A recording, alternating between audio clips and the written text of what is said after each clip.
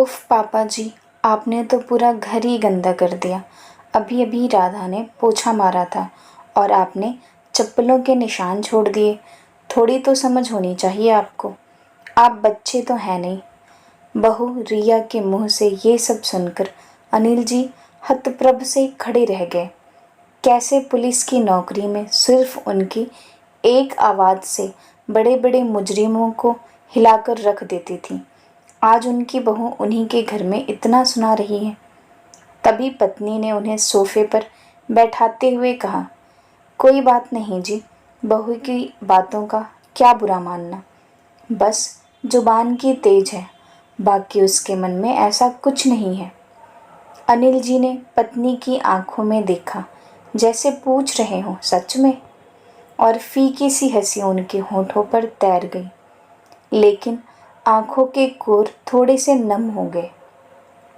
सोफे पर बैठे बैठे ही सोचने लगे, कितने जतन से इस घर को खड़ा किया था, एक एक तिनका अपने हिसाब से रखवाया था इस घरौंदे का, ताकि सेवा अवकाश के बाद पति पत्नी सुविधाओं के साथ आराम से रहेंगे। लेकिन आज सारी दुनिया उनके कमरे तक सिमट गई है। कमरे से बाहर निकले तो कितना कुछ सुनना पड़ता है उन्हें। हॉल के अंदर फायर पिट बनवाया था कि ठंड के दिनों में वहां आग के सामने भुनी मूंगफलियां खाएंगे, लेकिन मजाल क्या कि बहू कभी सर्दी में आग जलाने दे। कहती थी कि पूरे घर में राख के कण फैलते हैं। फिर वो चिमनी वैसी ही रंगी पुती दिखती थी, एकदम उजली, क्योंकि बहू को वैसी ही पसंद थी। ये सब सोच रहे थे, तभी हाथ में कॉफ़ी का मग लिए उनके पास उनकी पत्नी आ बैठी। पति को बहुत अच्छे से जानती थी कि वे अभी गुस्से में थे और उनके हाथ की कॉफ़ी पीकर उनका गुस्सा शांत हो जाता था। पत्नी भी क्या करती, पति और बेटे सोमेश के मोह में फंसी एक भारतीय नारी जो ठहरी। दोनों तरफ बैलेंस बनाते बनाते ही उनका जीवन कट रहा था। कभी बेटे की सुनती, कभी पति की। एक दिन सुबह सैर से लौटने के बाद पति पत्नी दोनों लॉन में बैठे थे। नौकर चाय रख के गया, 2 की जगह 3 चाय। उन्हें थोड़ा अटपटा लगा, क्योंकि उनके अलावा चाय सिर्फ सोमेश पीता था और वो उनके साथ कभी चाय नहीं पीता था। उसने उसके साथ बैठना तो कब का छोड़ दिया था, फिर आज। तभी सुमेश वहां आ बैठा, साथ में चाय पीने लगा। लेकिन अजीब सी चुप्पी। ये वही सुमेश है जो छोटा था तो उसकी बातें खत्म ही नहीं होती थी। अनिल जी कितना भी थके हों सुमेश के साथ खेलते ही थे।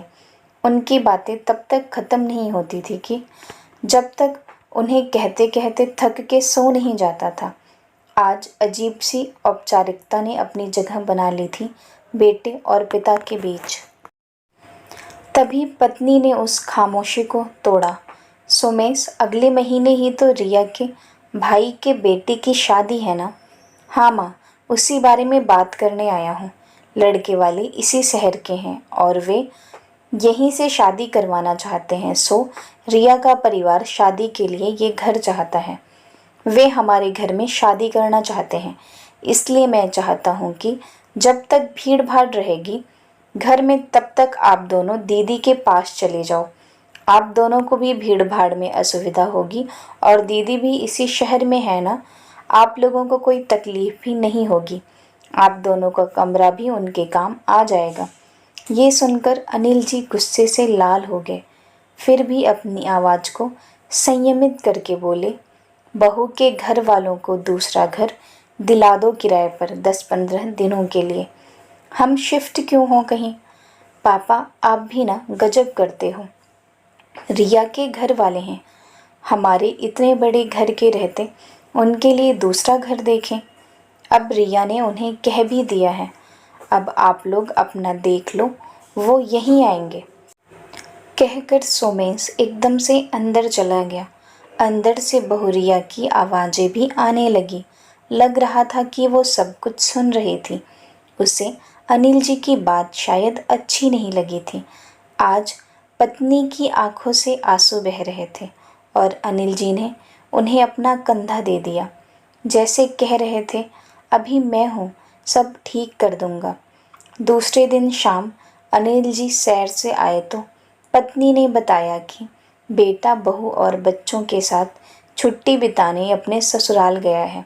और बिना बताए अनिल जी मुस्कुराने लगे और बोले, देख पगली, यही बच्चे होते जिनके लिए तू मुझसे लड़ती थी, जिनके लिए जाने कितनी रातें हमने जाग के बिता दी। आज वो हमारे घर में हमें ही जाने को कह रहा है। कोई बात नहीं, मैं भी इनका बाप हूँ, कहकर अंदर चले गए। एक हफ्ते बाद सोमेश परिवार के साथ वापस लौटा तो दरवाजे पर एक ताला लगा था। चौकीदार बैठा उन्हें देखते ही उनके पास पहुंचा, एक चाबी सोमेश के हाथों में दी और एक चिट्ठी भी। चिट्ठी खोलकर पढ़ने लगा। वो खत अनिल जी का था, सोमेश के नाम। सोमेश, मैं और तुम्हारी माँ रामेश्वरम जा रहे हैं, 1 महीने बाद लौटेंगे। ये जो चाबी है तुम्हारे हाथ में, वो घर की चाबी नहीं है, वो एक दूसरे फ्लैट की चाबी है जिसमें तुम सभी का सामान रखवा दिया है। वो फ्लैट मैंने बहुत पहले ख़रीदा था, तुम्हें नहीं बताया था। पास के इलाके में है, तुम लोगों के लिए अच्छा है। अगर अच्छा ना लगे तो अपने हिसाब से घर ले लेना। ये घर मेरा है और तुम्हारी माँ का है और हमारा ही रहेगा। इसमें से हमें कोई नहीं निकाल सकता। अभी तक सब कुछ बर्दाश्त करता रहा क्योंकि तुम्हारी माँ खुश रहे, लेकिन अब तुम्हारी बातों से उनकी आंखों में आंसू आ गए। ये मैं बर्दाश्त नहीं कर सकता। ये हमारा सपनों का घर है जिसमें हम अपने बच्चों और नाती पोतों के साथ रहना चाहते थे, लेकिन शायद ईश्वर को ये मंजूर नहीं था और तुम लोगों को हमारा साथ पसंद नहीं था। वो घर मेरे और माँ की तरफ से तुम लोगों के आशीर्वाद स्वरूप है। इच्छा होगी तो रखना, वरना वापस कर देना। माता पिता होने के नाते हम अपना आत्मसम्मान नहीं खो सकते। हमारे बाद ये घर ट्रस्ट का होगा जो यहाँ वृद्धाश्रम बनवाएंगे। इस घर पर तुम्हारा या तुम्हारी बहन का कोई अधिकार नहीं होगा। मैंने ये बात तुम्हारी बहन को भी बता दी है और वो मेरे इस फैसले से बहुत खुश है। उम्मीद है तुम भी खुशी होगे। तुम खुश रहो। पिता का खत पढ़ते ही सोमेश जड़ हो चुका था। आंखों में आंसू थे, लेकिन ये पता नहीं कि वो आंसू पश्चाताप के थे या बड़े से घर को खोने का, या फिर इस एहसास के टूटने का कि पिता की जायदाद अंत में बेटे की ही होती है।